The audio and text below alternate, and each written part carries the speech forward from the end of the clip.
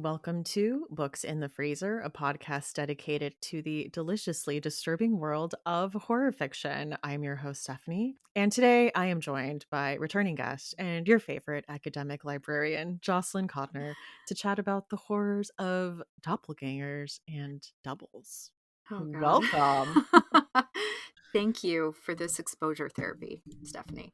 I really appreciate the trials and tribulations that I've gone through in service of recording this episode. That's true because you told me this is actually something that really scares you. And Yes. I will admit, when you told me that, I thought that was kind of funny until I also read books for this episode and hmm began to spiral. Yes. No, it will get under your skin. And I do think it says a lot about me that doppelgangers and doubles bother me so much. Both, I mean, probably my therapist could have a field day. I haven't even really brought this up with her at all. So maybe that will be the topic of conversation coming next. But yeah, it's so psychological. It's very existential. And for me, I value my individuality. This is so American. I value my individuality and my independence so much that the thought of someone else even slightly encroaching upon me, my essence, what I look like, what I act like, what I sound like, even people trying to like pin me down and like, just normal people in the world being like, I know what you're like. Oh, I don't even like that. I don't I even feel like like that. that's Aries energy too. Oh, it is. Oh, it is. I'm such an Aries. Yeah, this is very true. We do think that we are sparkly, shiny diamonds and individuals. That is an unfortunate truth.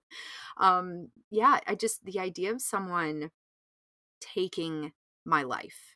Hmm. Not like kill it. Well, although I guess we'll get into that, but doppelgangers are they are harbingers of death. They're kind of thought of in some versions as like psychopomps, and they'll like shepherd your soul to the afterworld. But like if you see a doppelganger, if you see a double of yourself, in most cultures that have this, it means like you're gonna die soon. Yeah. So like in a way it is taking my life in that sort of darker Yeah. sense, but like someone stealing my life and stealing my identity is just so upsetting to me. And another part of what is very upsetting to me about all of this is and we're going to get into this a lot too, when you try to tell people about it and when you try to be like, wait, that's not right, or no, I didn't do that or say that, or like I wasn't at that location that day, as the doppelganger is in the process of stealing your life, and it's in that horrible in between space before you've been eliminated and you are like, I don't know, relegated to a non-human status. There is that moment where like your loved ones and your the people around you who know you are confusing you with the doppelganger because they don't know that that's there, and so they don't believe you when you try to speak and advocate for yourself. They don't believe you, and that is like a separate thing that really really bothers me, is Yeah. like when you are trying to speak a truth or advocate for yourself, and this is a very real thing that many people deal with every day, and people dismiss you or straight up contradict you or don't believe you. Wow, that sends me into a rage. It sends me into just a spiral. So when you couple that, that's like a big part of the doppelganger lore. Whew, Yeah. man, it's a struggle. It's so hard. Yeah. I think especially the ones that are looking to either just cause chaos in your Yeah. life, Mm-hmm. and it just had me spiraling like, "Oh my god, are the foundations of my life on such shaky Right. balance beams?" Like, it would be so easy for someone to come in and break all the Mm-hmm. relationships that I hold dear and, Yeah. like, all the things that I'm like, "These are the foundations of my life," are actually Mm-hmm. so tenuous and so Yep. vulnerable. Oh, And oh, yes, the idea of not really being known and looking at, like, yeah. the person you have chosen to spend your life with being like, "Do you really not know me? That you Right. would be confused with another version of me?" Right. Exactly. Yeah. And it's just like, oh my God, what is anything? Like, what is Yeah. this life? And are you someone who gets, this might be feeding into my absolute horror around doppelgangers, but are you someone who gets folks like texting you or messaging you or whatever and being like, I swear I saw you the other day? I saw someone Okay. who looked just like you the other day. I was just about to ask you this. I feel like I have a face because I have like really bold features. Like I have like a big Yeah. nose and thick eyebrows. People, like I have had people my whole life tell me I have like doppelgangers. Like they're like, I was on That's vacation and wild. I saw someone that looked just like you. And I'm like, I just don't think you see a lot of people with like. Well, there we go. Yeah, and maybe everyone's looking the same to you. Oh, that is fascinating because I would have guessed you would not have had this issue because you really do have such strong identifying features that I'm like, there's only one Stephanie. Like, I don't think I've ever really seen anyone who looks like you, which I think is fantastic because Thank you. I have many doppelgangers apparently. And I also think I have distinct features, but because my nose is, I have kind of a weirdish nose. At least I think my nose is kind of weird. And I'm tall. I'm pretty tall and I'm Mhm. blonde. And like, I mean, maybe that's it, is like people are just like, yeah, any tall, blonde, white chick, like we all look the same. But I also get people sending me pictures of like people they see in the wild or people they see in print, and they're, or like a video or something. I get this often where they're like, was this you? And they're genuinely asking, and it's not me. And I look at it and I'm like, holy shit, I really could see why you would think that. There are like certain parts of my, weirdly, my nose and my jaw, I think like if you find someone who has the similar features of that, it does make it seem like it's me. And I thought that I would not have that issue, but like there's proof. I feel like I've got doppelgangers out there and they could be coming for me. And that really freaks me out. I don't like That is it. scary. Yeah. Yeah. I don't know. I'm gonna be honest. I don't trust people's uh doppelgangers that they see of me based on just like the celebrity lookalikes I've been told I Oh, have, where I'm agreed. like, I don't like everyone says Chelsea Peretti. I'm like, again, just big nose brunette. Big nose brunette. That's what it is. Or like Sarah Bareilles. I'm like, again, big nose brunette. People just are like, oh man, Angelica Houston. there's I'm a like, no, nose. there's not. I'm like, big nose brunette. That's what it is. People need to just be more used to noses, I think. I'm like, you've had a Oh, Hollywood version of a nose for so long, you see? can't like see. Exactly. Yes, this is the problem. This is a problem with Instagram face. Yeah. We need more unique, interesting features in the world. Yeah. Well, I'm glad that yours are false. I feel like mine are a little too close for comfort. It does freak me out. And it's fed this fear of mine for, I don't know. There's so many things about my psyche that feed this fear, but that also, it just starts to reinforce it for me when I see people show me these pictures that I'm like, yep, Yeah. yep, that looks like it should be me, but it's not. So that freaks me out. Another thing that I think is interesting about doppelgangers is the doppelgangers use kind of like a metaphor or symbolism, examining kind of a I don't know, duality or Mhm. conflict internally where Yeah. people are struggling. And I think through a lot of the things we're going to be talking about today, this will be illustrated pretty strongly. But like when people have such a volatile internal conflict within them, or some kind, I mean, yeah, some kind of like desire that is so strong, or struggle that is like so strong that it literally like manifests as the doppelganger that like represents that conflict or that duality that they're Yeah. dealing with. And then it's like you have to physically confront the doppelganger in order to resolve the conflict, or vice versa. You have to internally resolve the conflict in order to confront the doppelganger. And I think that is really fascinating. And I It kind of, is. I wanted to do more like actual academic research about doppelgangers. And I did like a couple searches like in our databases at work. And I wasn't really finding stuff that was, I don't know, interesting enough to me. It was like mostly reviews for media and things like that. Yeah. But I would love if anyone has a book or like a podcast or an article that like examines this part of doppelganger lore. Please send it to me. I would be fascinated to dig more into this part of it because that's so psychological and interesting. Yeah. Absolutely. I did find this really interesting quote. It's kind of long. It's from Peter Straub. It says, doubleness and duality ripely inform the Gothic, which abounds in lost twins, doppelgangers, secret sharers, and mirrored images. Wilkie Collins built his career on this theme, and the first of Dracula's references to it occurs on the morning after Jonathan Harker's arrival at the castle, when he is approached from behind by the Count while shaving and discovers that his host is not reflected in the shaving glass. To overcome the hard-nosed reader's objections to this impossibility, Stoker has Harker hammer the point home by repeating it twice more. And then he does the quotes. The doppelganger, the most psychologically loaded version of duality, is the figure that has stepped out of the mirror to roam the world, a split off or denied part of the self allowed to run rampant by reason of having been defined as the other. And the other is always that aspect of ourselves we least wish to see in the mirror. Yes. Oh, yeah. That is an excellent quote. That definitely speaks to what I was just talking about perfectly.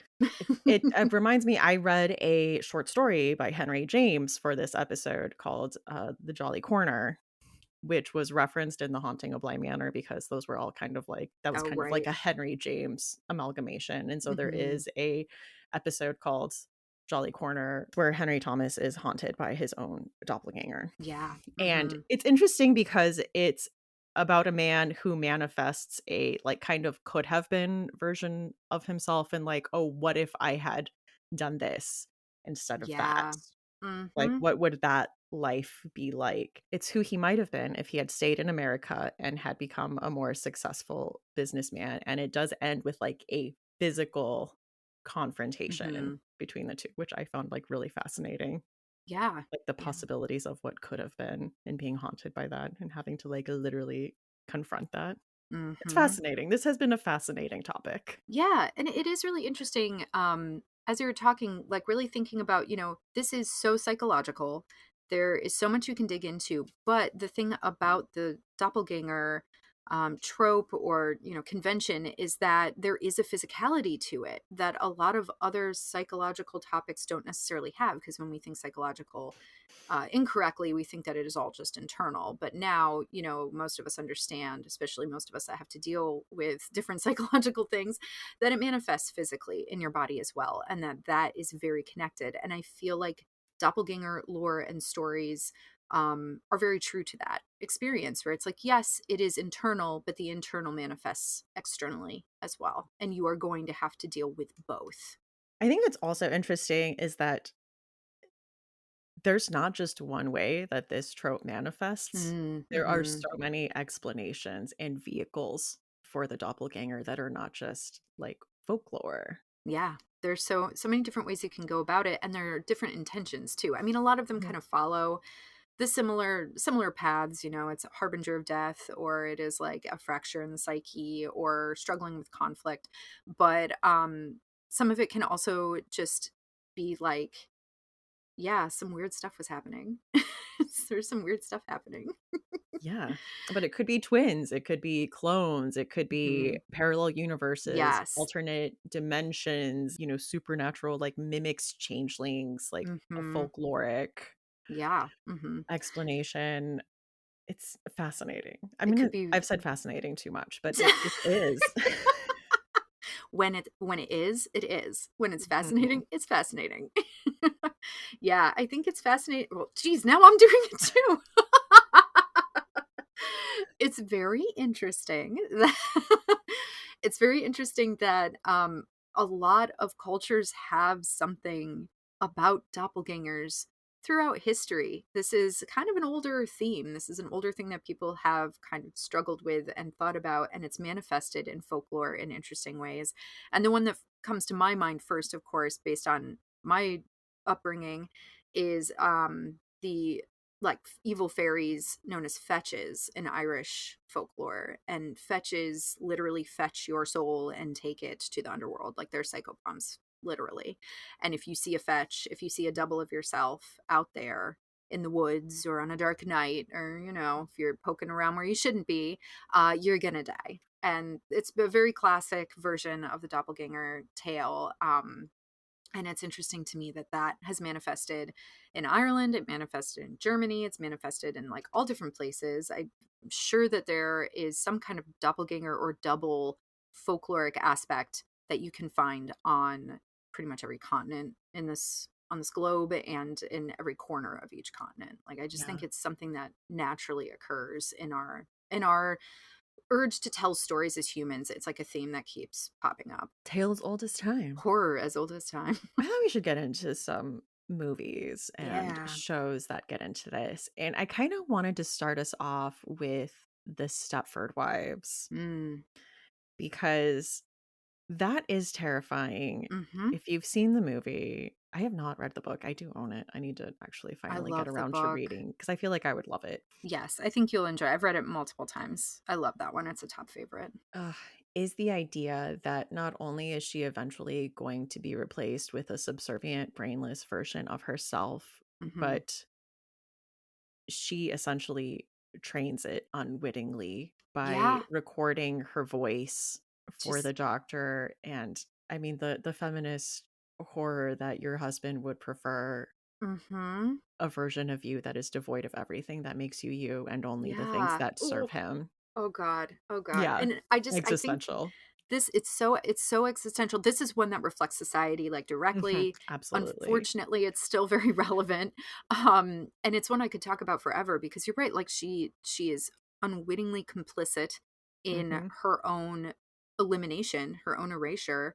And it's so upsetting that when that book came out and when the first adaptation came out, it was very much focused on like second wave feminism, 1970s women's rights movement, where women were really leveraging their voice. They were identifying and leveraging their power.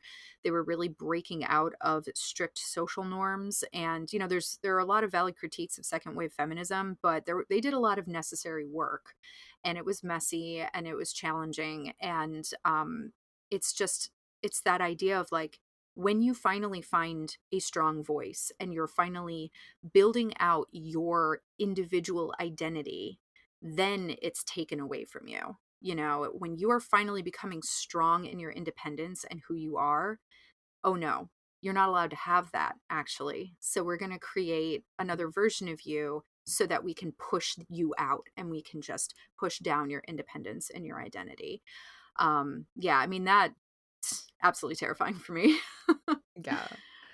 And I mean, it's not like we can relate to the patriarchy losing a little bit of power and doing literally whatever it can to Right? Yeah, don't know get what that looks whatever like. it feels like it's owed from Yeah. us back Yep. anyway. Yep. Quite literally seeing it today. Hmm. I mean, we also have Us, which Oh, was oh, incredible. oh my I God. wanted this was one I actually wanted to rewatch, and then when I went to Mhm. rewatch it, I couldn't find it on streaming. I'm like, "Of course, this Oh, always jeez. happens to me." I know. I was able to rewatch it. This was the first time I watched it since theaters Mhm. because I mean, I love Us, but I it scares me. It really scares me. Obviously, this is a bit more I don't you know, I was gonna say it's a bit more fantastical than Stepford Wives, but I think it just depends on I think the energy is different. It is also kind of strangely sci-fi in some ways. It is really, Yeah. really freaky. Like the Uncanny Valley situation, they hit that hard. The acting in this movie is so superb by everybody involved because they have to play themselves and then they have to play their doppelganger who the doppelgangers are so unhinged and so like maladjusted because of how they came about. It's just really impressive to see the acting done, especially by like the kid actors and that like they're Yeah. incredible. But this movie does a really good job of showing like why all of you just do a great job of showing why I'm so scared of doppelgangers. And I don't want to do any spoilers for Us because there's a lot of really Yeah. interesting stuff in it. But it is oh no, I'm not gonna spoil it. I was gonna do it. Well, maybe I'll talk about this when we talk about now. I'll segue into it. The inspiration for Us is that Twilight Zone episode called Mirror Image from the Yeah. first episode or from the first season. And Mirror Image is basically a story of a woman whose life gets stolen by a doppelganger. And it's that episode is my favorite episode of the Twilight Zone. I think it kind of illustrates what the Twilight Zone does really well. It's a solid episode. It's concise, it's simple, and it's absolutely terrifying. It also really resonates with me because it takes place like literally where I grew up. So this woman, she's sitting in a bus station waiting for a bus to come in to take her to Cortland. Cortland is where my best friend lived growing up. So I was in Cortland all the time. It was not very far away from where I grew up. Like we were in kind of neighboring towns. So I am always, Cortland is a place I'm very familiar with. And it is really freaky to me that she was like, yeah, I'm taking the bus to Cortland. And then she starts to notice like, oh, her luggage. Weird. Her luggage was right next to her, but then all of a sudden she sees that her luggage is behind the service desk because she had apparently checked it.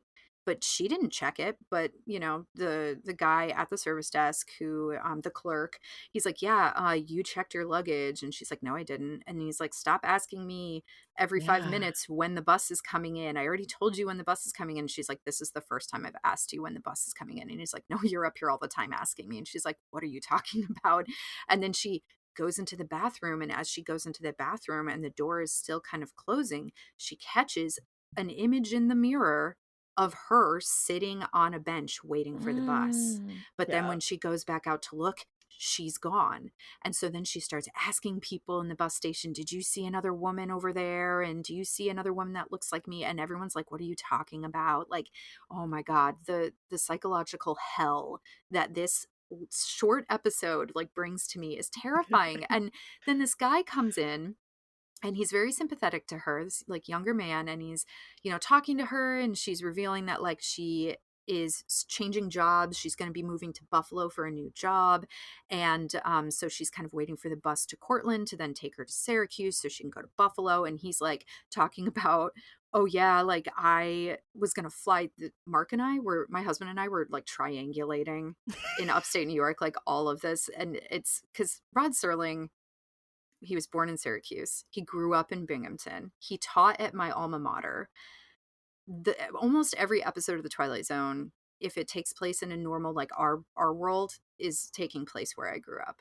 And I think he really hits the weird liminal space vibes of upstate New York. The weird, like everything there is so strange in ways I can't describe. Like it's the burnt over district where Mhm. we had a lot of religious fervor and religious cults and spiritualism. There's an energy there that people don't expect. But episodes like this one really kind of drive that home, the liminal spaces, like a bus station, and how that like Yeah. it relates to this weird experience she's having, almost like she's in a liminal space in her own brain. This transition, she's transitioning to a new job. I feel like I'm just rambling at this point. I'm just like making string map connections. But this guy was like, "Yeah, I was gonna fly from Binghamton to Syracuse," and I'm like, "You don't do that. Why would you do that?" And so he couldn't for any number of reasons. So he's stuck at this bus station waiting for the bus to Cortland to go to Syracuse. And he's waiting with her and she's spouting all this stuff off. And he's like, "Well, let me see. I've got a friend in Tully who can come get us and drive us to Syracuse." And she's like just blank faced, like she's kind of cracked at this point. She's having Mhm. such a horrible experience. And he goes up to the clerk and he's like, "Can I borrow your phone? I'm gonna call the police and like have her taken away." So that's what happened. Like she sees her doppelganger on the bus to Cortland, taking her seat, taking her ticket, taking her life, because her doppelganger is going to make it to Buffalo before her and take the job. So if she gets to Buffalo, it's going to be after her doppelganger. And when she shows up and she'll be like, "No, I'm the woman who's supposed to have this job," they'll be like, "We already have her. She's already here." And then what do you do? What do you do with when they're like fully rejecting your identity? Where do you go? How do you live your life? So she has a mental breakdown, as one would, and the cops take her away. And then the episode ends with him seeing his doppelganger. The guy who called the cops on her, he sees his doppelganger and has to confront, and he tries to physically confront his doppelganger. And the doppelganger runs away, which is that famous scene. I think people see, they use this scene kind of often in things to show the specific kind of filmmaking technique that they used to show him twice. Now we use like, special effects and AI and stuff like that. But at the time it was pretty interesting and advanced to show the same actor side by side, Yeah. and he's chasing after himself. So I guarantee a lot of people have seen that scene even if they haven't seen the episode. But anyway, please forgive the rambling. Like, that episode is very intense for me for a lot of reasons, and I think it's brilliant. And Yeah. I think Jordan Peele did a really interesting job of, like, launching off from that episode and creating Us, which is a fantastic movie. If people haven't seen it, go see it. Absolutely haunting. And I think like I was thinking about the themes like you underestimate how hard people will fight, which brings Yes. me to Severance, which I don't know if you watch. No, not yet. I Okay. will. I promise I will. Um, so it is about this kind of alternate world where there's a powerful like shady corporation called Lumen, and they have invented a procedure that will sever your consciousness so you have like a work self and an everything else self, Oh. and it is irreversible. And so the way it works is like you get into you get your stuff, you get check into work, you get into the elevator, and something in the elevator like turns on your work self. Your work self has no memories of your life. You do not know outside of Oh. work anything that happens in work. So Oof. essentially, you have like a clone of yourself sharing your body. Oh my god. The innies, the ones that work at work, like they get into an elevator, they don't sleep, they just open their eyes and they're back in the elevator in different Mm. clothes. Like that is Mhm. their Jeez. existence in this life. Like it is Ugh. Oh. it doesn't call itself a horror show, but it is a like definitely a horror premise. And I think it's such an interesting vehicle to do kind of like a corporate satire, Yeah. but it does so much more than that. God, it's late stage capitalism meets doppelgangers. What a nightmare. Oh my god. Yeah, but in this like uh latest season, Adam Scott was able to like find a way to communicate with his innie, and his innie had a quote that was like, you think that you can give people half a life and think that they won't fight for it. Mm. Mhm. Like Mhm. they will.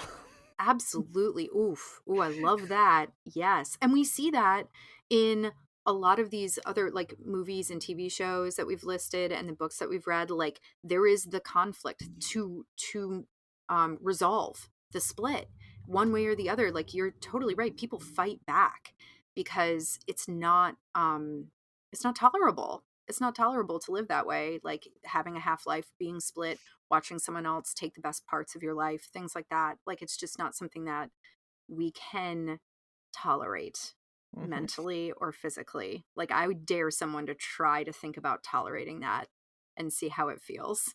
I was listing these. There are honestly so many, and I didn't have time to like really rewatch them. But I know you watched Cam. Oh god, did I watch Cam? Yes, I posted a thing on social media about my experience watching Cam. So I fortified myself with alcoholic libations in order to Sure. watch Cam, and had them continually delivered to me throughout.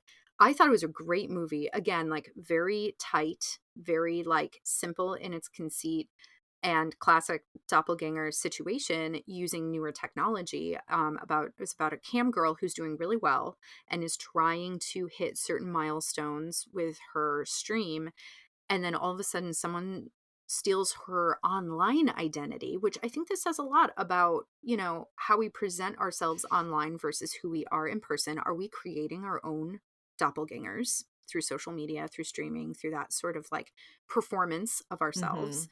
um and so someone steals her online identity and starts streaming as her, and it becomes more and more unhinged, and she can't get her life back.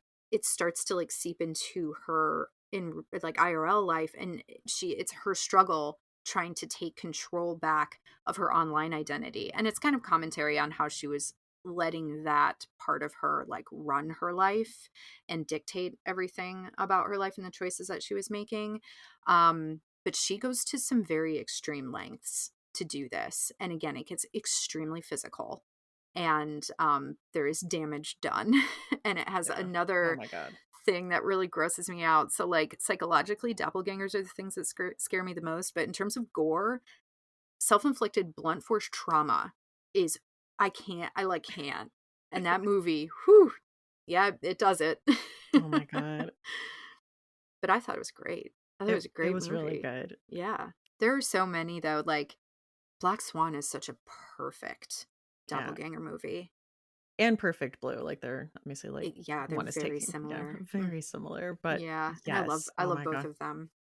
I put Coherence on here, which is a lot more of a, like, sci-fi alternate reality, like, it's very mind-bending, but I Mhm. love that movie. I didn't get to watch that one, but I'm glad you put it on because there is that whole kind of arm of doppelganger storytelling that is more sci-fi focused and more like multidimensional. And I mean, it still kind of hits on similar themes, but I think that is a really creative and different way to tell those Mhm. stories. Oh, I watched the dark half for this. I was going to read it, but I will say I have DNF'd quite a few Stephen King books Well, lately, and I was like, "I'm yeah, sorry, I'm not I have gonna read the add dark this one." half and it Okay. was a while ago. It was many years ago at this point, and I'm not my impression at the time was that I did not really enjoy it, but, when I have said that to other people, I have been met with, "What? You didn't like it?" So now I'm like, "Oh, Oh, maybe I should try it again because my I memory is a wasn't little I wasn't fuzzy. aware it was so beloved in his canon. I didn't either. I mean, like, I understand it. I really like when I can tell that Stephen King is working through some stuff Yes, through his very writing much and, like, that. how he views himself as a writer, Mhm, um, and that was fascinating. So for people who aren't aware, it's about a writer who writes kind of more highbrow literary stuff, but he has a pseudonym where he writes very pulpy genre, kind of like thriller novels. mhm. And someone comes threatening to out him and like blackmail him that, I'm going to tell people that this is actually you. And so he decides to get ahead of it and just kind of come out. And they do this kind of funny photo shoot where they do a gravestone for the pseudonym name, and he's, like, literally, like, burying him. Um, This hits all the doppelganger themes, it's, like, classic. but that seems to, like, animate that self, and that version of him is out there, like, committing murder, but it is interesting because it is literally, like, physically separate from him. It's not like Mhm. he gets possessed by this spirit and does it, like, Yeah, it does seem no. to be, like, a separate version of him doing these murders, and it is, like, reconciling these 2 parts of himself, and Yeah. the main literary guy is a professor, and he, of course, has, like, a lecture on, like, duality. He's, like, Yeah. standing in front of a chalkboard that says, like, "duality," and I'm like, "Love it. Perfect." It's very heavy-handed.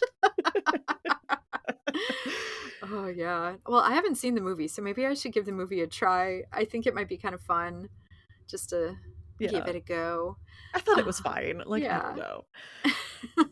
Well, yeah, speaking of fun movies, I watched for this Single White Female, Ooh, famously starring Jennifer Jason Leigh and Bridget Fonda, and I'd never seen it before, but of course, I grew I up with haven't that either. cultural shorthand Yeah. of like, "Oh, is she single white femaling you?" And like, Yeah. to talk about that girlfriend who's just a little too close, who's like taking your clothes, who's maybe like hitting on your boyfriend. Didn't you have a little bit of this in your Oh, life? I did. We'll talk about this. I had a roommate who did stuff like this. Yep, but she didn't look like me, whereas, Okay. Jennifer Jason Leigh and Bridget Fonda can pass as each other when done up the same. So, yeah, this movie, I can't I mean, maybe because both you and I hadn't seen it, other people haven't seen it either. I highly encourage you to watch it. This is a very Okay. fun 90s thriller, like, sexy thriller romp. Yeah, Bridget Fonda she's a successful it's actually kind of interesting, I think, what she does. She has a software that helps people. Oh my god, I watched this a few months ago. I wanna say it's like a fashion software It's that like the one helps. from Clueless? Yeah, kind of. I Okay. think I'm probably completely screwing this up, but that was my impression. Or it's some kind of software for design. She's a Okay. designer of some kind. Maybe it's fashion. Wow. I can't remember. But she basically has clients and she sets them up with this software. It's a very like now we deal with this all the time, right? Like most of us who have jobs have vendors with software that they have a point person who comes in and works with you as the client and gets you all set up to use the software. she is that person for this software that she developed. And so she is like going out on her own with this, and she's becoming really successful. And it's this same thing as like with Stepford Wives, a woman asserting her independence, building her true identity, finding power, finding a voice. And then there's this other woman comes in. She needs a roommate. She's broken up with her boyfriend because, again, she's asserting her independence and power and developing her identity, and she needs a roommate. And so she gets this woman coming in who seems kind of mousy, kind of helpless, and she takes pity on her. And she, is like, yeah, you can be my roommate, and, you can sublet, etc. And so that's Jennifer Jason Leigh. She comes in and she starts getting very attached to Bridget Fonda, and it spirals quickly. And I do want to warn people, there is a puppy death in this movie. It is brutal. There are parts of this movie that are absolutely brutal. So even though it's like more of a sexy 90s thriller, I mean it kind of shifts into Yeah. horror in some aspects. I do want to watch that. I've been meaning to watch that for a long time. It's fun. All right. Well, should we finally get to some books? Yes, let's do it. I've been like babbling on, like, big We no, apologies we've to the had to the so much to say. listeners. Like this list was long. Our It document was. is full. Yes, our document is full, and I have to admit, I'm sure everyone has noticed, like, I'm in a weird mindset with Yeah. this. Like, I'm not communicating very well with this one. This one You is a are. struggle for me. I can start us off with Go for it. 359 by Gretchen McNeil, who is a YA author. Her book was one of the YA picks for Summer Scares last year, hashtag murder trending, which was a ton of fun. Oh, yeah, I that's on Uh, my to-read list. It sounds like a blast. it is. So I picked this up honestly on a whim. I just saw it on Hoopla. This is about a girl named Josie whose parents are scientists. They're going through a rough patch. They've just separated. She just caught her boyfriend cheating on her with her best friend. Oof. And she feels like things just can't get any worse. But that's when she sees a girl in the mirror at 3:59 who looks almost exactly like her. Is it 3:59 the time of day? Yes. Okay. It's both AM and PM, like, it's literally just at Oh. 3:59 is when Ah, she can see. the duality of time. Mhm. It's when she can see this girl who is her, but has, like, a much nicer room, and she's blonder and Ooh. prettier, and she also sometimes, if she's not near the mirror at 3:59, gets, like, kind of glimpses through her eyes Oh. where she can, like, see what she sees, and in that world, she sees that she, is talking to her boyfriend. So Oh. in that world, she's still with her boyfriend, and Oh so she my. finally makes contact and starts talking to this version of herself, and they agree to do a switch, and Josie says, "I'll dye my hair blonde like yours, and we'll meet at the next 3:59, and we'll switch for 24 hours because I just wanna know what it's like to be in your shoes." And so they finally switch, and Josie finds out that this is not as perfect of a world Ooh. as she thought it would be. Mhm. In this world, Josie is Joe. This is like a dystopian kind of world. Her dad is high up working for the people that control the power grid. And I guess Mm. Joe uses his position as leverage for everyone in her life. So she is the most hated person in school. Ooh, She is yikes. not together with her boyfriend. And her parents also aren't together in this world because her mom was sent away. Oh, jeez. And so she's like, "Oh, I don't love this." Oh, also, there's also, like, these invisible creatures that attack people at night, so there's, like, a strict curfew enforced, and, like, no one can be out at night, and everyone needs constant light, so having access to power is literally survival because people need light on at all Oh, times yeah. to be safe. Mhm. Mhm. So it's, like, a very intense world, so at the next 3:59, she's like, "Whoa, whoa, whoa," and she goes, and the other Josie has put the mirror in the basement, like, facing a wall, closing the Uh-huh. portal. Uh-huh. Yep. No, it's, and this is such a great example of like the dimensions in doppelganger stories where it's like there's another world, And perhaps the reason your doppelganger is trying to steal your life is because their world is horrible Yeah. and they want to flip the scenario and like flip their situation, which that is definitely that pops up a lot and stuff we've already talked about and stuff we will continue to talk about. So she's stuck in this world. She has to find a way to make allies where everyone hates her. She has to try to convince people that she is not the Oh, Joe that everyone hates, but Joe C. And no. yeah, somehow in this like dystopian world that's like high surveillance, figure out how to get her life back. Oh my God. Oh, this sounds so stressful, but it sounds really good, but Oh, it it sounds was really so fun. stressful. It was such a fun read. Very stressful. The That's stakes going on my are list. high. Um, there are casualties. I would say this is fridge. There are casualties. Those like invisible bird things are no joke. Yeah. They, like clean you dry. Ooh, ugh. Yeah, it's rough. Wouldn't want to live there either. So this is 359 by Gretchen McNeil. Probably technically more a sci-fi thriller, but it's Hmm. fun. Yeah. Oh, yeah, that sounds good. Okay, so my first pick is Such Lovely Skin by Tatiana Schlapp-Bahn, which, Tatiana, I'm sorry if I mispronounced either part of your last name.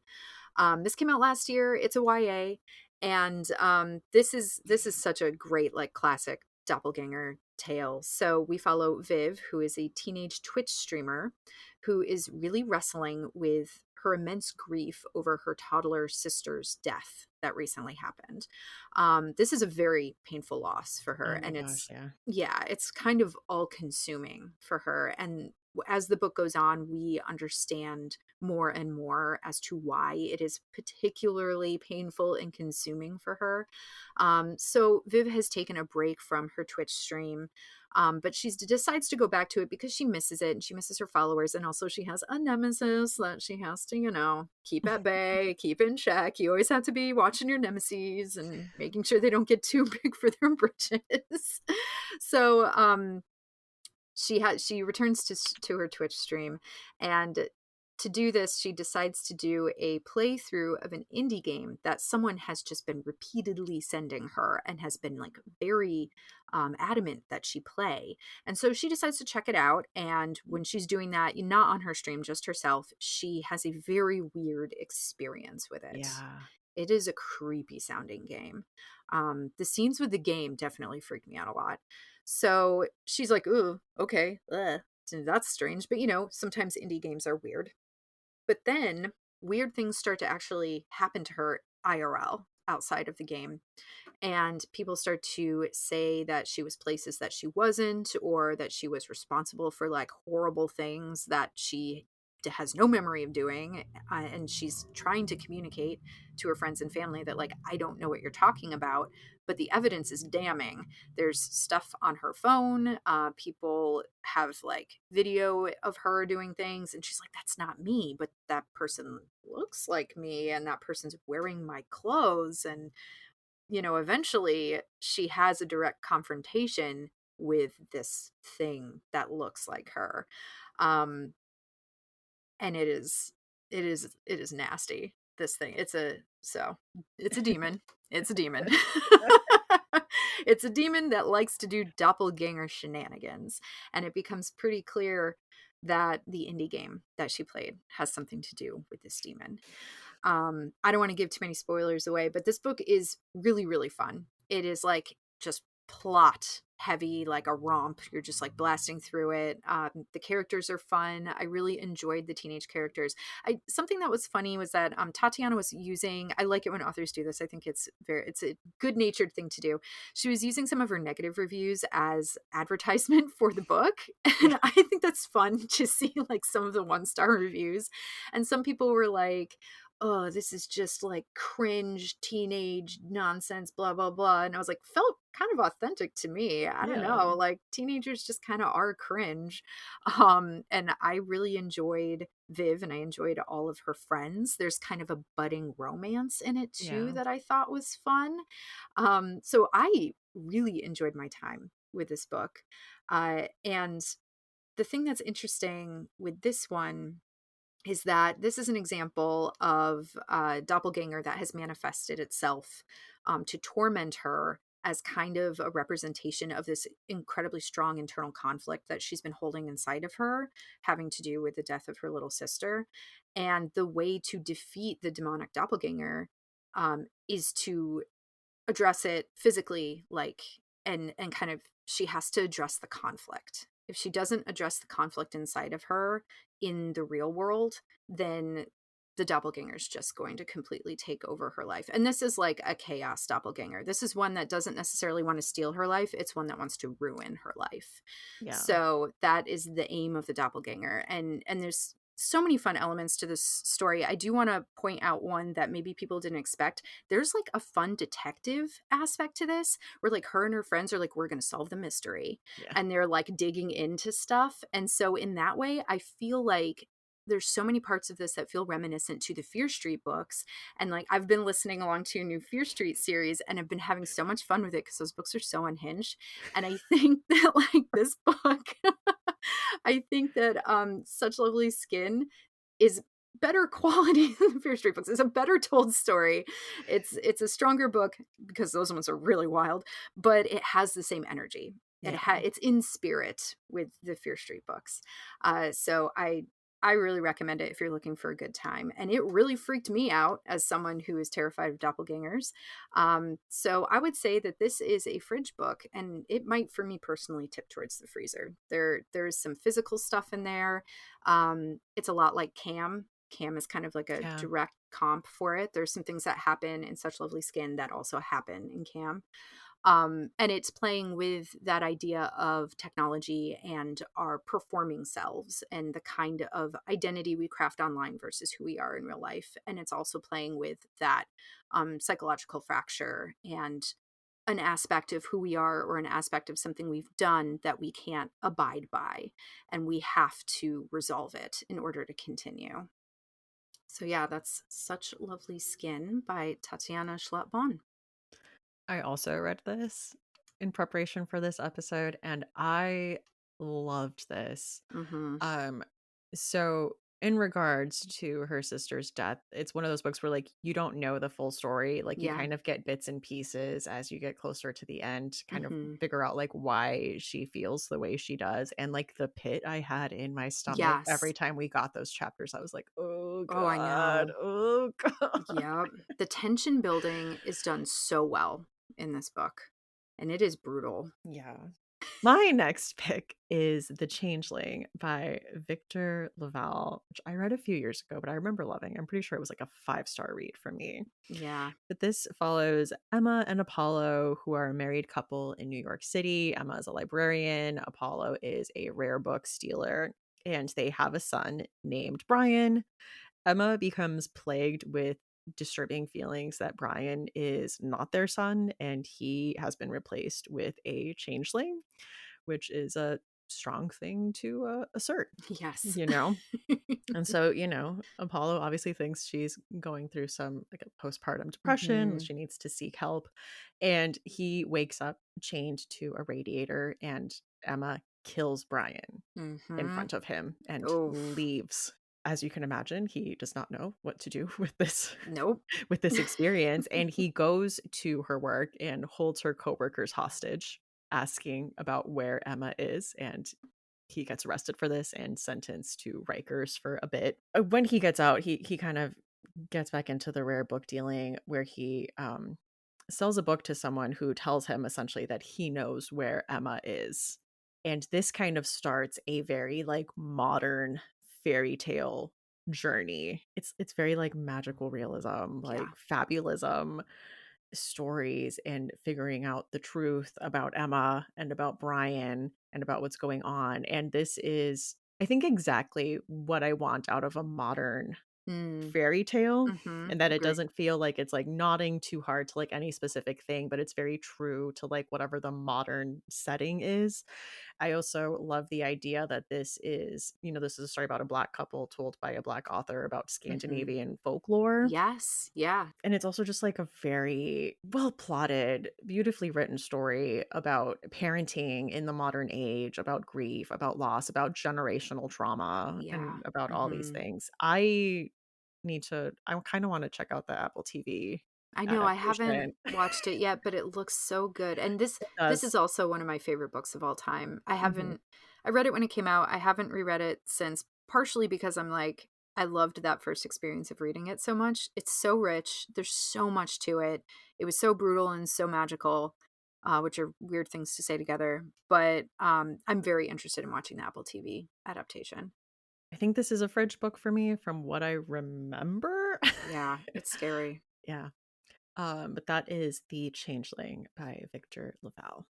And that also reminds me of that movie, The Changeling, starring Angelina Jolie, that Yes. came out, oh, geez, a while ago. A long time ago. Yeah, and I think that was based kind of on true events, and Mhm. it's that idea of, like, that classic changeling lore of, oh, this is not my baby.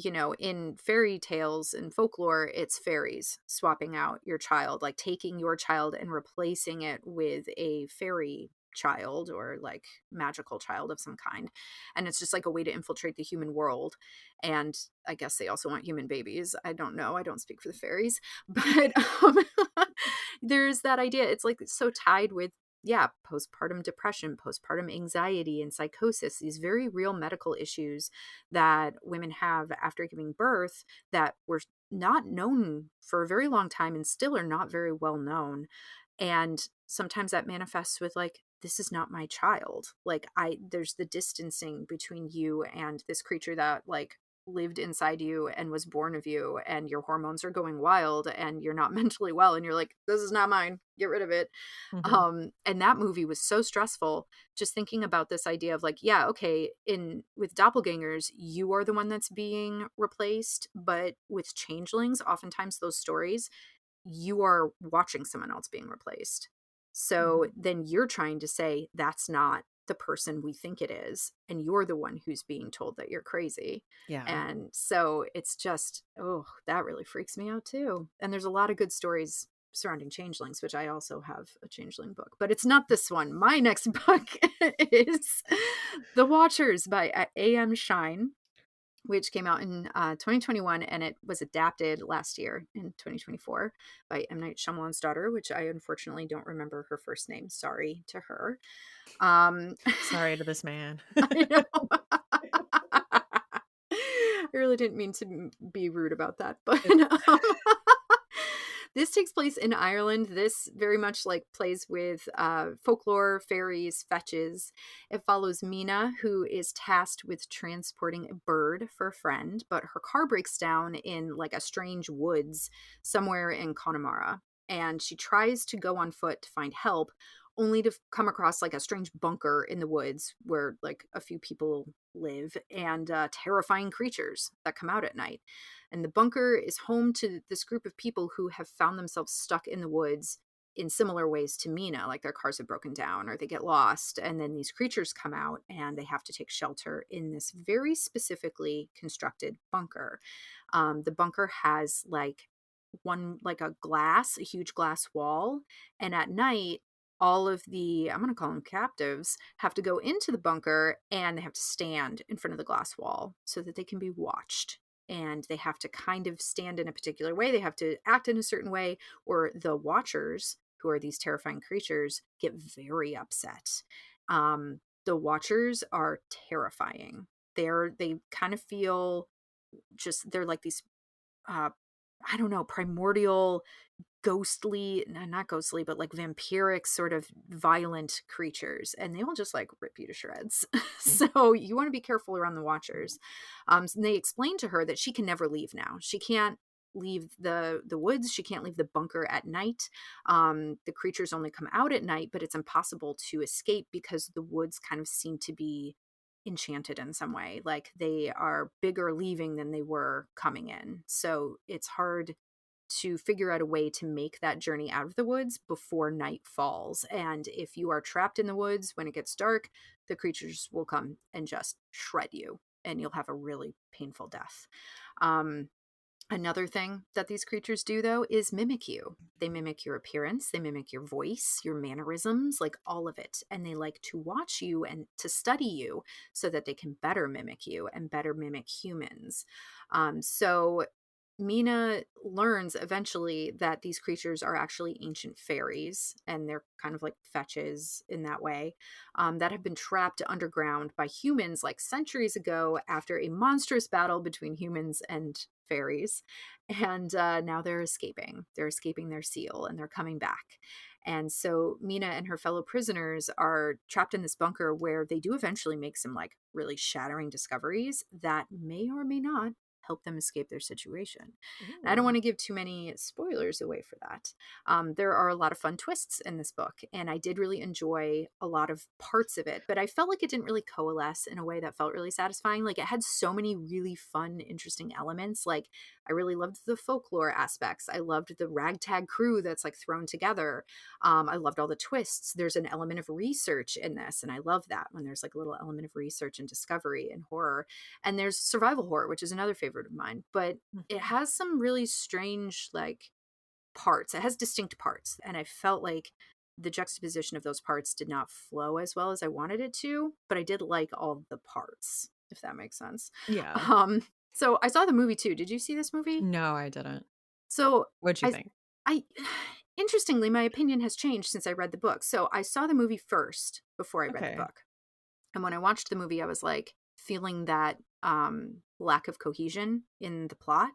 And I was like, man, I feel like this was actually just like not a well adapted book, like movie. Like I thought maybe the issue was in the adaptation, but actually that's what the source material is like too. So now I'm like, well, actually that was a really good adaptation of the book.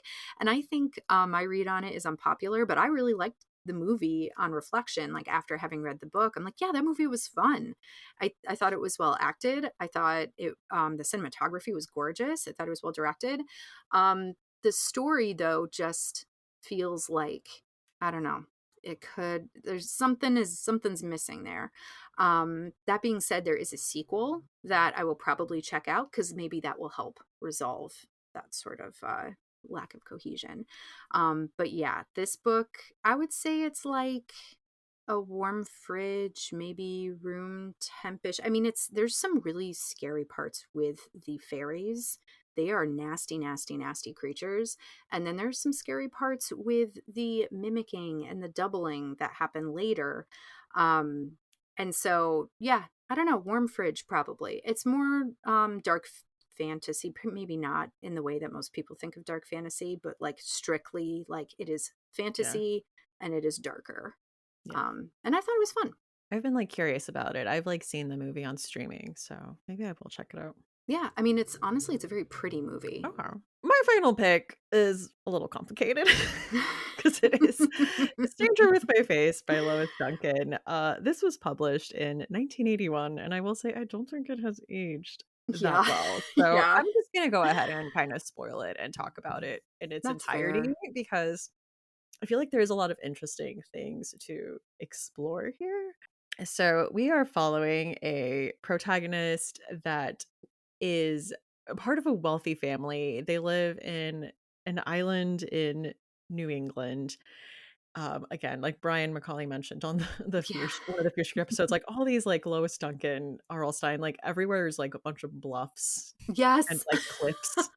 It's so So heavy, true. heavy on that. So she is in this wealthy family, and she makes several notes that she is just much tanner than the rest of her family. Interesting. Um, yeah. People start noting and telling her that she was places that she wasn't. Like, Ooh, "Oh, I saw you talking to so and so at the beach yesterday." And she's like, "I wasn't. I was at home with my family having dinner. What are you talking about?" Eventually, she sees this like version of herself and she does some research and finds out that she's adopted.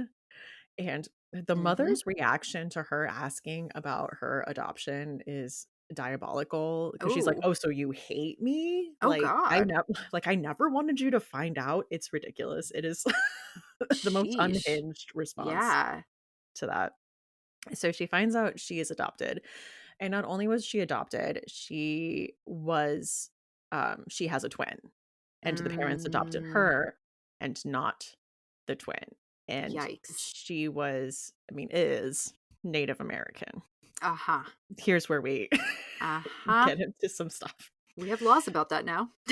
Um, so She makes contact with this twin sister who is astral projecting. Oh my lord. Yes. There's so much already. There's so much already. And she's talking to this new girl at her school who is from Arizona and liked a Native American boy, so she knows about Oh, Native jeez. American stuff. This will not be the last. Um, and she's like, "Yeah, Native Americans do astral project, but you can't just do it because you're Native American. You have to be taught how to do it." But in Mhm. fact, basically, the twin sister walks her how to do it, and she's a pro immediately Oh my because she is god. Native American. Oh, Yeah. yeah, of course. And so, as you can imagine, the twin sister tricks her into astral projecting and then takes her body Oh my god. and her The life. tricks. Yep. Doppelgängers are okay, has anyone actually, like, mentioned that doppelgängers might be just, like, trickster gods? This is coming to me now. Probably. Yeah. Anyway, sorry, continue. I will make a note that this doppelganger puts in 0 effort into acting like this girl was a vegetarian and she's, like, digging into chicken at lunch, Ooh, like, just absolutely puts no effort, interesting. like, she breaks up with a boyfriend, starts dating this popular guy, like, she just starts, like, causing chaos and not acting like her in any way, so Mhm. immediately everyone in her life is like, "Something is Yeah. up." Yeah. Mhm. So she is saved because her one friend who knew about Native American stuff because Oh, she right, of dated a Native course. American boy, Yep. he gifted her a turquoise eagle pendant that wards off evil. Oh, jeez. And the friend like throws it at the doppelganger and it like expels her spirit. Wow. And so she's able to like get back into her body.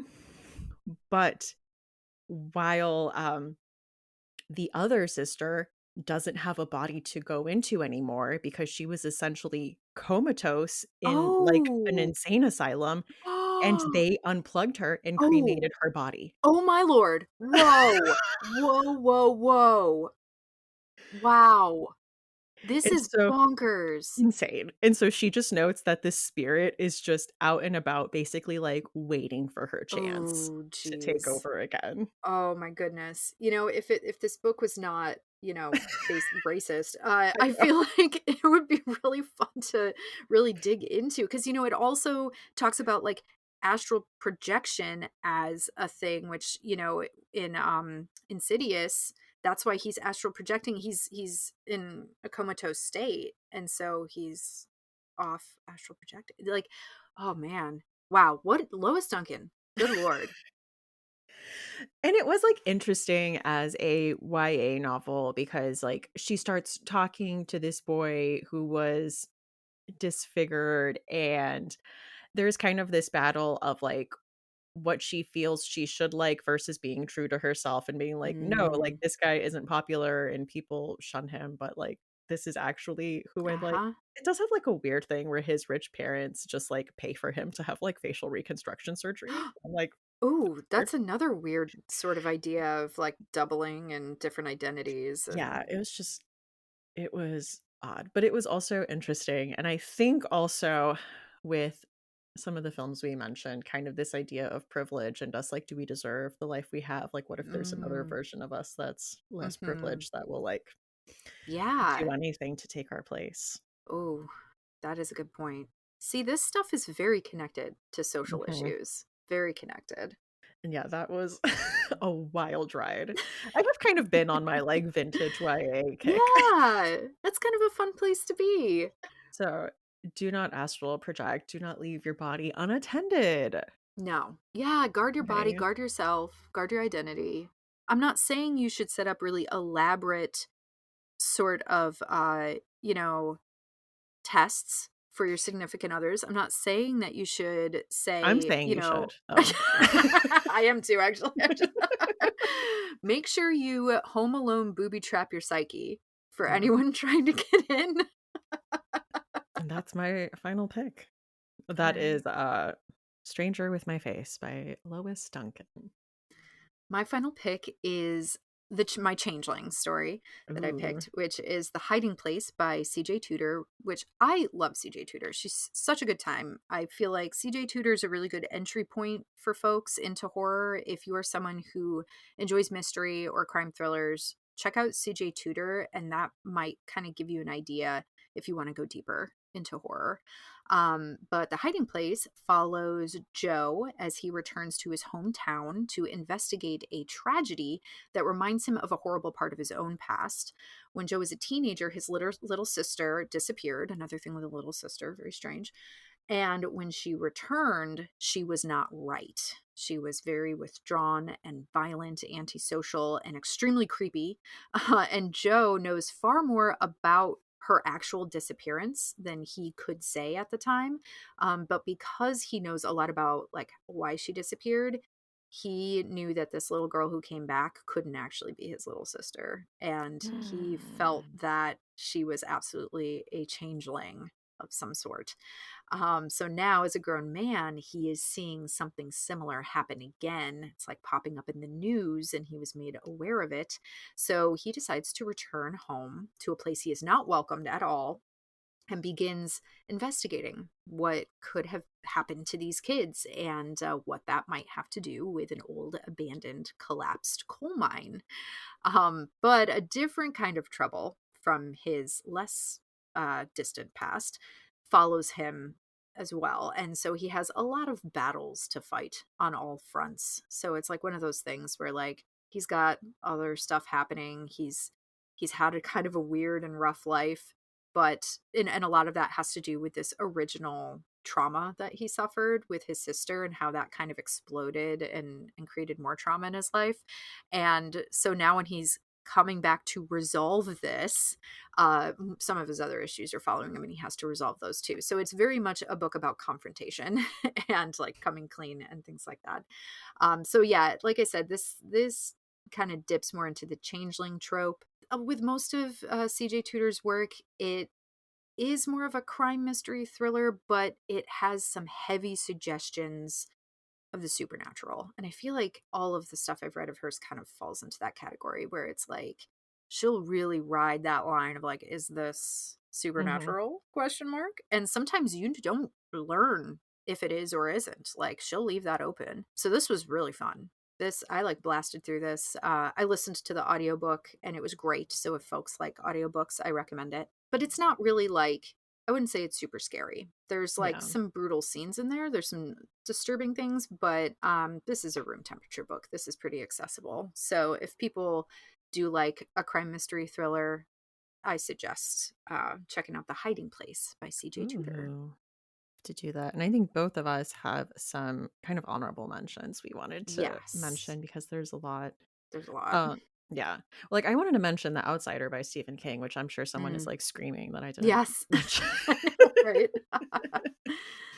I mean, a book I remember really enjoying. I think I gave it 5 stars. It is about a man who is convicted of a crime. Like he is seen committing the crime Hmm. on CCTV footage, like, he Yeah. like, "That is you. You were here. You committed this crime." And he's like, "No, I have witnesses that show I was Hmm. actually coaching a little league game. Yep. So, what do you say to that?" And so it kinda begins this, like, how could he be in 2 places at once? Like, what is going on here? And there's more to it, and we're following, an investigator looking into this, and, Holly makes an appearance in this book. Hmm. Yeah, yeah, it's Mhm, a Holly universe. mhm. I haven't read The Outsider. I am very excited to read it, but I did watch the HBO show and Mm, it was very good in my yeah. opinion. And based on the show, I don't know what the differences are between the show and the book, but it also has kind of a folkloric Yes. nod, I would Mhm. say. Just kind of, again, there's yet another culture that has these dudes, and they're dangerous, and you should be careful about doppelgangers.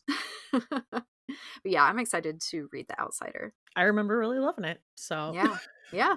So I have a couple honorable mentions. I read the short story For She is Fearfully and Wonderfully Made by Tim Waggoner. And this was great. This was very unsettling.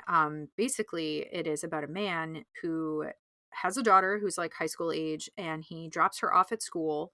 It's a very simple story. He drops her off at school and he's driving home, and he sees her walking in a place that she shouldn't be able to by the laws of physics. Like, Yeah. he has driven a distance. She should not have been able to beat him to this spot, but it's her.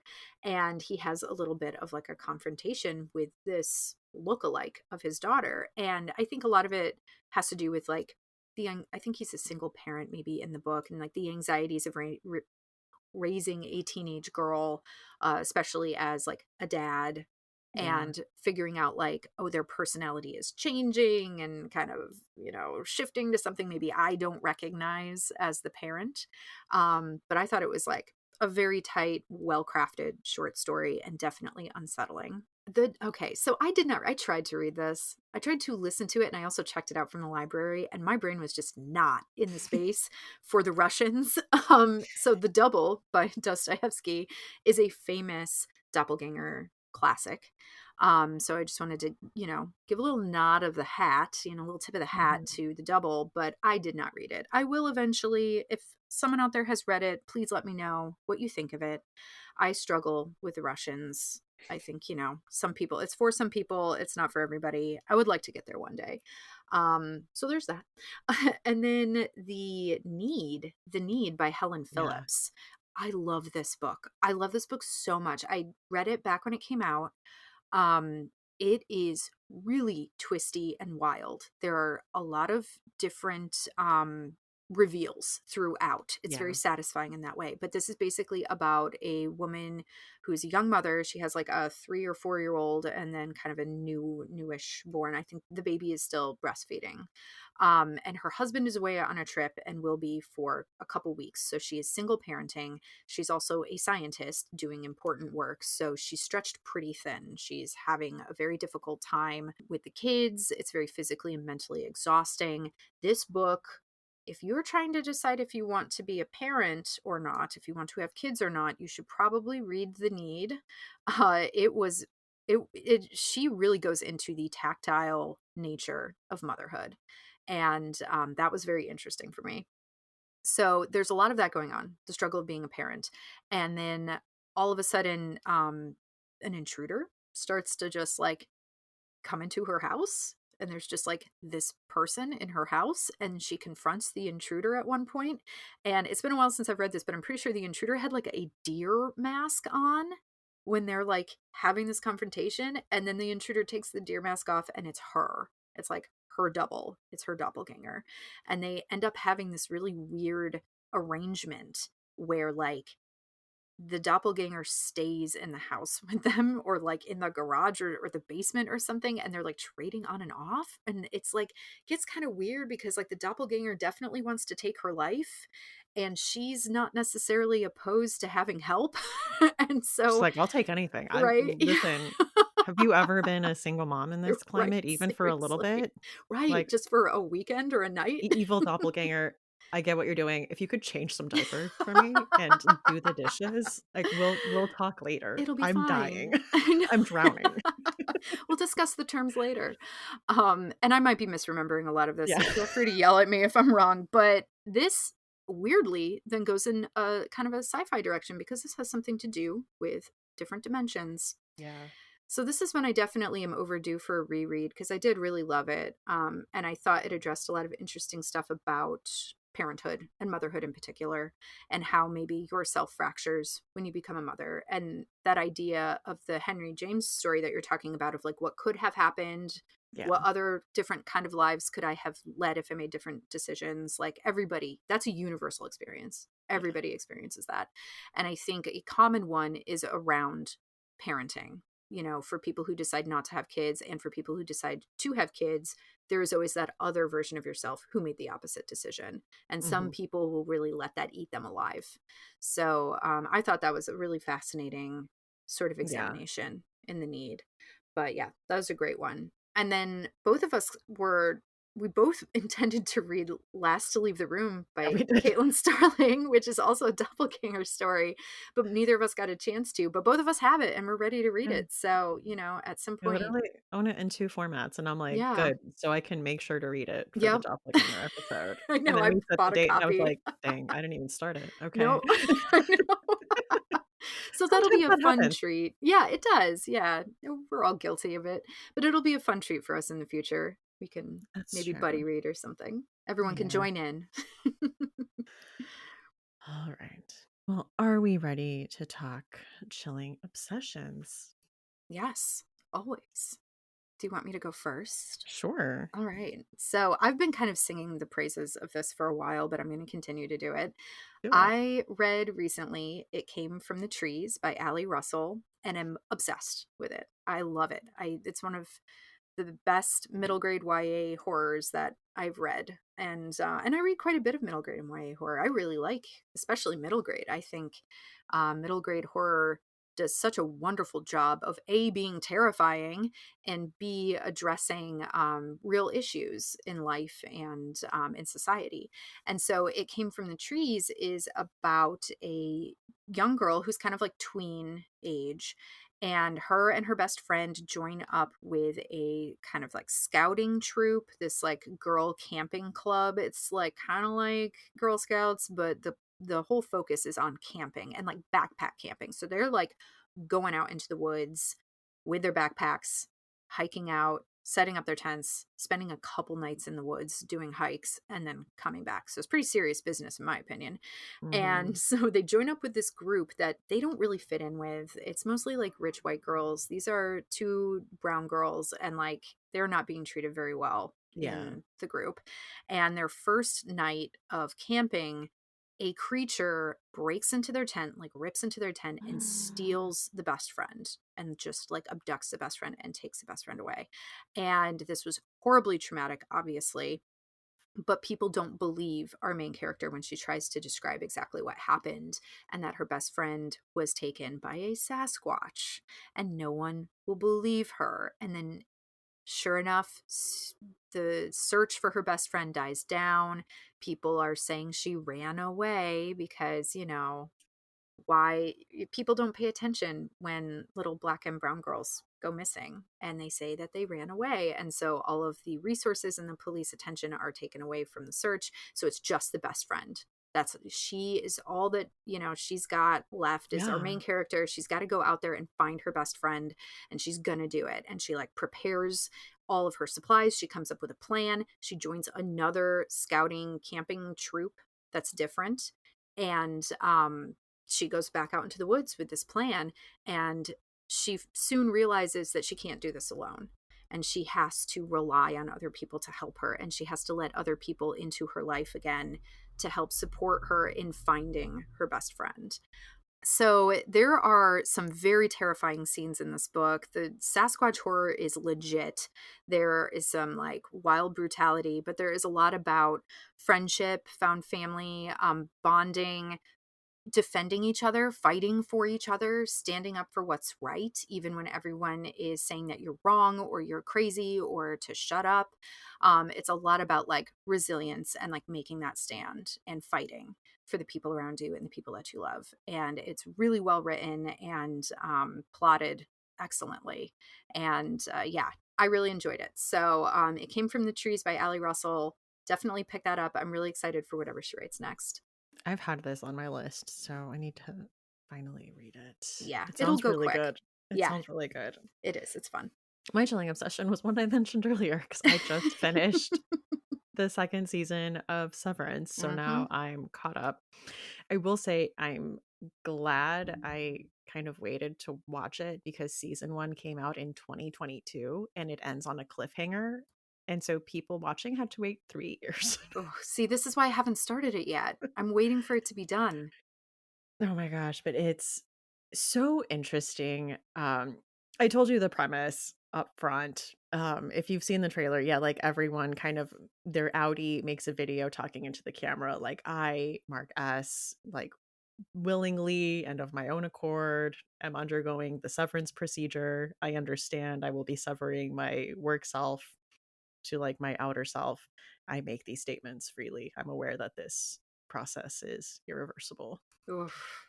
I love the corporate satire of it in the motivations that the Mhm. corporation gives them to keep them going, because like how do you motivate people whose whole Ugh. existence is at work? So Yep. there's like, oh, you get like little finger traps, you get Oh, little jeez. company swag, you get like a melon party. You get Yep. um and so it is just absolutely fascinating. Everyone in the cast is just doing an incredible job. There's like these weird overtones, and you're just kind of trying to figure out what is going on. Like, why would people choose to do this? Yeah. What kind of work are they doing? Yeah, that is a good question. Exactly. Hmm. I feel like I mean, I've been seeing people talk about Severance obviously a lot. It's especially Hmm. this season, people are really Yeah, talking about it online. I'm recognizing the memes. I know it's from Severance, but I did not really know a whole lot about it. And like, it just sounds, oh, it sounds so good. It sounds so good. I know everyone's saying it's good, but like, oh, okay. Mark and I need to get on this. it's interesting. I'm watching it with Jesse, and he's very like wary of high concept shows Yeah, because he's like, they bring you in and then they don't always deliver. They don't that's always know true. where things are going. He's And not he's like, wrong. so I'm like, they need to know where they're going. Like there needs to Hmm. be a I clear path. know. Don't I lost us, you know? exactly. Yes, yes. Oh, I hope they yeah, I hope they have a clear vision and a clear goal and a clear ending point. That's the Hmm. most important part. But the other tradition we have on the show is to ask our guests for a final girl song. So what are you blasting? What are Well, you? yeah. I feel like I've done so many Final Girl songs, but it's always fun every time. So we recently saw, like a couple days ago, Stick to Your Guns live. Hmm. Stick to Your Guns is a hardcore band. They've been around for a while, and they're very like they have a very strong message of activism, but from like a hopeful and positive lean.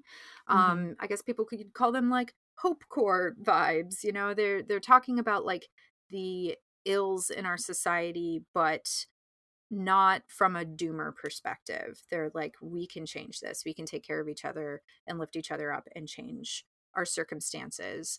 That's kind of like a classic hardcore sort of stance to take, but Stick to Your Guns has just always been so strong in their messaging, and they are a very political band. So, you know, as punk usually tends to be, Yeah. but they are very political, and seeing them live, especially right now, felt amazing. It felt very needed. It felt very Yeah. healing. There is a song off of their 2015 album, Disobedient, that they played live, and it's called What Choice Did You Give Us?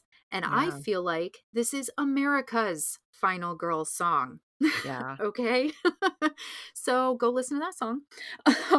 Listen to the lyrics. And yeah, I mean, it's basically like when you get pushed to a certain point, like, what choice did you give us?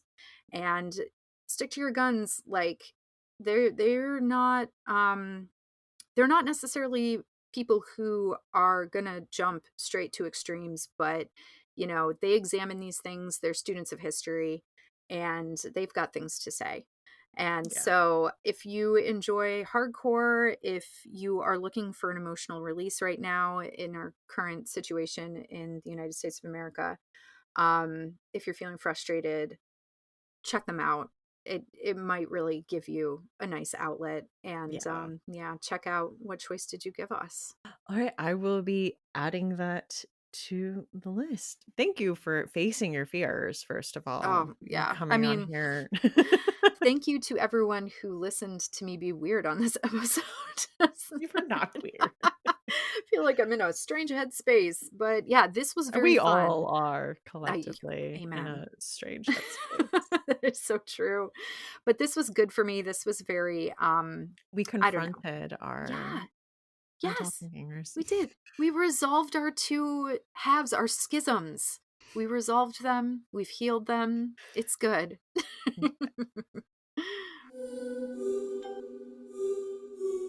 Books in the Freezer is a bi-weekly podcast. We post episodes every other Tuesday.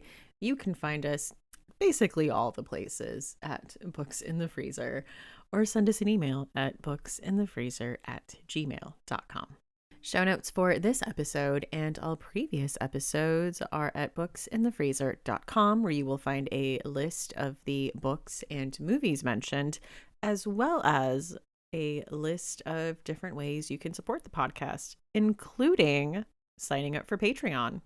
There are 3 tiers of support on Patreon. There's a $1, $3, and a $5 tier with different rewards at each level. If you are at the $5 tier, the Malevolent Spirit level, you do have access to the new series I just started called The House at the End of Fear Street, where I and different guests are making our way through the Fear Street books by R.L. Stine. There are 2 episodes out now, obviously about the first 2 books, and then later this week we will have the 3rd episode, The Overnight, with Anna Dupree, which was a ton of fun and you don't want to miss it. There are, of course, several ways to show your support that do not involve spending money. Things like sharing about the show on social media, or leaving a review on Apple Podcasts, or a rating on Spotify. All of these things are very helpful, especially to small indie podcasts like this one. So thank you, all of you, so much who have taken the time to do that. I have been your host, Stephanie, and see you next time on Books in the Freezer.